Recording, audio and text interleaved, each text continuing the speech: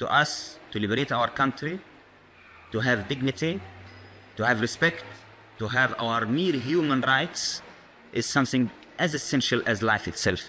The Beirut leader of the Popular Front is Ghassan Kanafani. He was born in Palestine but fled in 1948, as he puts it, from Zionist terror.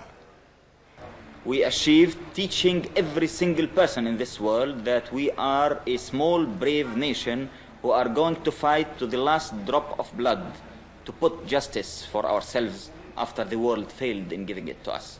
This is what we achieved. It does seem that the war, the civil war, has been quite fruitless. It's not a civil war. It's a people defending themselves against a fascist government, which you are defending. It's not a civil war. Well, the conflict... It's not a conflict. It's a liberation movement fighting for justice. Well, whatever it might be best called... It's not whatever, because this is where the problem starts. This is exactly where the problem starts. This is a people who is discriminated, is fighting for his rights. This is the story.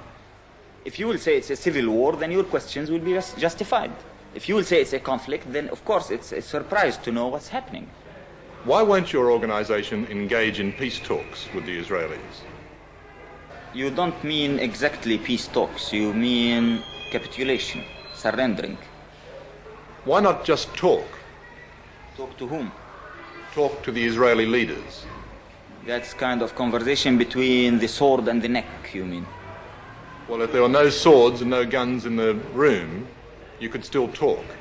I had never seen any talk between a colonialist case and a national liberation movement. But despite this, why not talk? Talk about what? Talk about the possibility of not fighting. Not fighting for what? Not fighting at all, no matter what for. Yeah, people usually fight for something and they stop fighting for something. To stop fighting, to stop the death and the misery, the destruction, the pain. The misery and the destruction and the pain and the death of whom? Of Palestinians, of Israelis, of Arabs. Of the Palestinian people who are uprooted, thrown in the camps, living in starvation, killed for 20 years, and forbidden to use even the name Palestinians. They're better that way than dead, though. Maybe to you, but to us, it's not. To us, to liberate our country, to have dignity, to have respect, to have our mere human rights is something as essential as life itself.